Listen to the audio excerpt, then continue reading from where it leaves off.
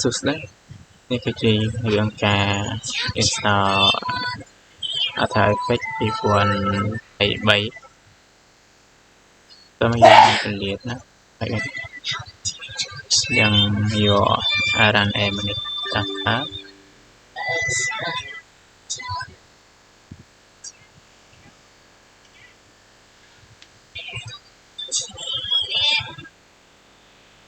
តើមកបងយក continue ដែរ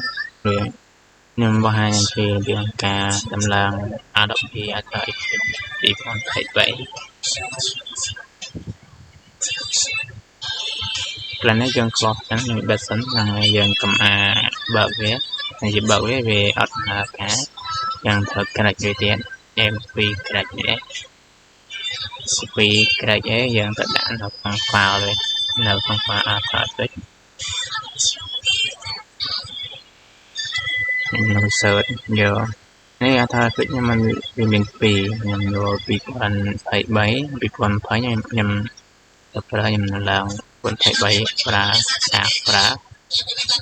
យក tray ណាយក open file location នៅកន្លែងនេះយើងមកស្ដាំណាស់ខ្ញុំ open file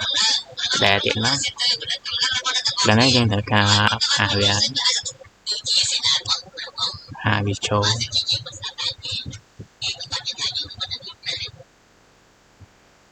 បើសិនជាយើងបើកវាអត់ដំណើរការទេក៏យើងដាក់ក្រៃសិនមកខ្ញុំបើកវាយើងដាក់រួចហើយបន្ទាប់មកយើងទៅរក After Effects យើងបើកវាកន្លែងនេះយើងចូល Open File សិនយើង export វាទុកនៅលើ monitor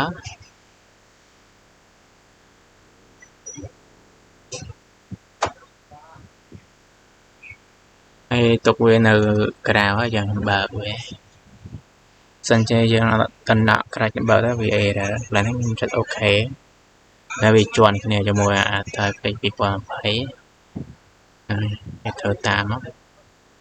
តែប៉ុណ្ណឹងហើយវាដំណើរការវាប្រើការបានហើយកុំភ្លេចចុច subscribe ខ្ញុំមួយចំណងកើតវីដេអូតទៀតយើងចុច subscribe វាមានវីដេអូថ្មីវាលោតជូនដល់បងប្អូនគេហើយខ្ញុំមានណាសូមអរគុណសូមគោរពចុច subscribe